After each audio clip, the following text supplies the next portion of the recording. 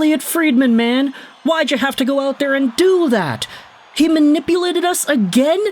What a manipulative, conniving dictator. What's wrong with him? Why would he do that? Did we give in? No! Today, what we're doing is we're talking about some Elliotte Friedman bait. And by the way, if you recognize where that intro is from, then hey, sorry to say it, but your brain is probably as rotted as mine is. But today, we're heading over to the recent 32 Thoughts podcast and Elliotte Friedman's commentary on the Pittsburgh Penguins. You see, this was posted on Twitter earlier yesterday, and NHL Watcher gives us the quote as to what Friedman is thinking Pittsburgh could use. Here's the tweet.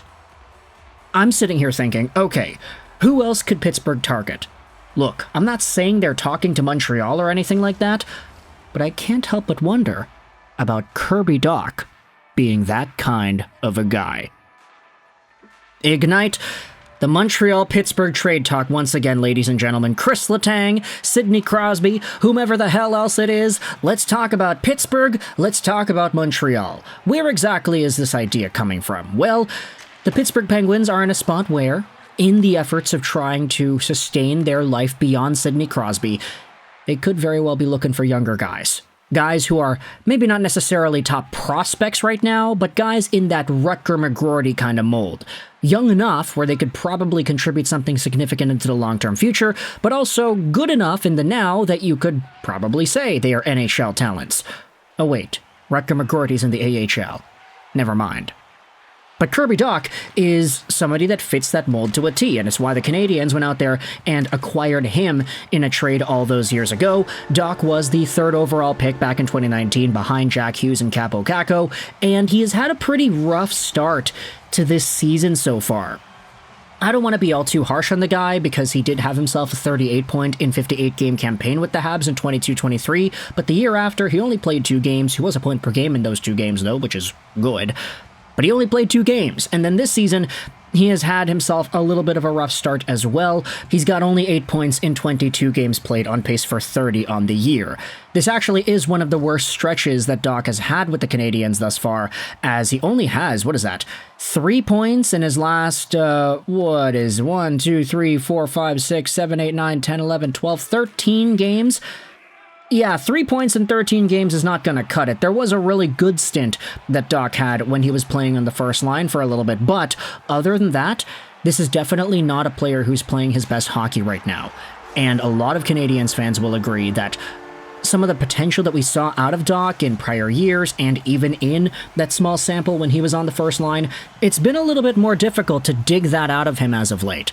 But it remains to be seen what Dach becomes long-term, because he is only 23 years old at the time of recording this audio. He's going to be a pretty good player long-term, and I think if everything goes right, Dach could still be a 65 to 70-point playmaking, big center, a la Ryan Getzlaf kind of guy. That was always what he was supposed to be, and I think heading into this season and beyond, we have also seen that there is a little bit of a smooth skating, fancy passing kind of player at the Habs' disposal here.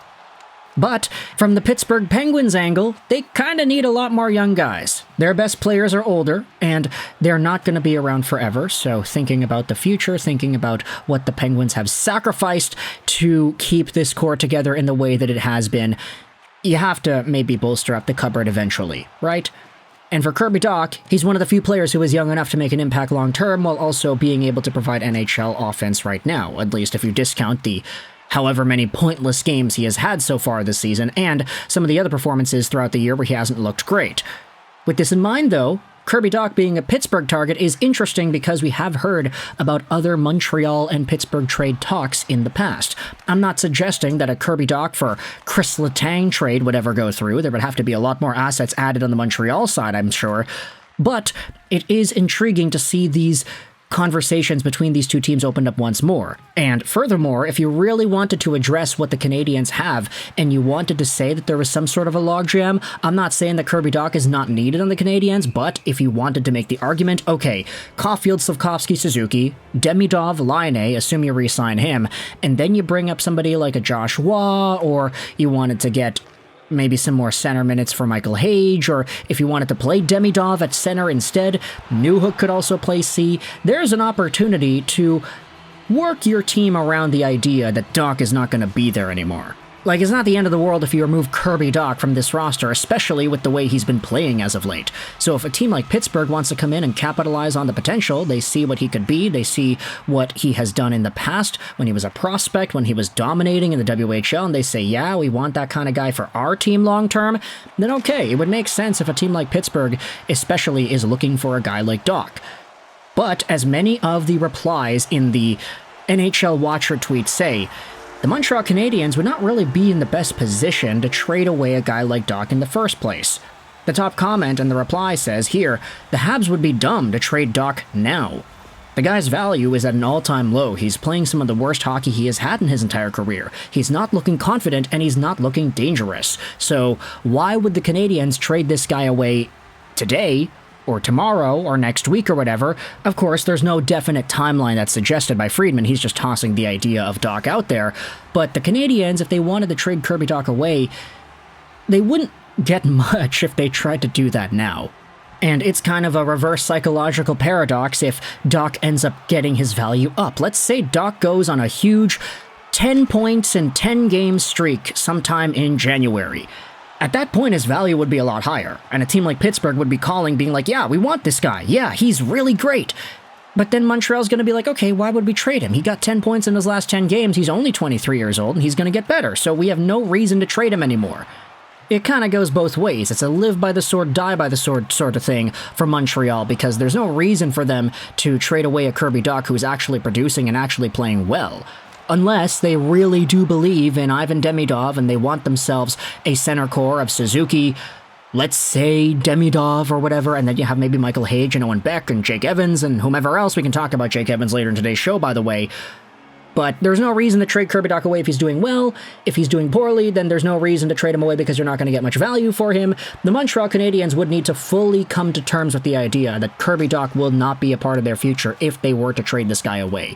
That's the biggest thing. It's not necessarily about the value, it's not necessarily about his production or how good he is, it's how the Montreal Canadiens see them building their team long term. And if Dach is not a part of that, then okay, now you have the flexibility to think about a trade and to open yourselves up to the idea that he is no longer going to be there. Because long term, I mean, you think about what the Canadiens gave up to get Dach in the first place. There were a few trades that happened simultaneously. The Canadiens essentially traded away Alexander Romanov and grabbed back Kirby Dach.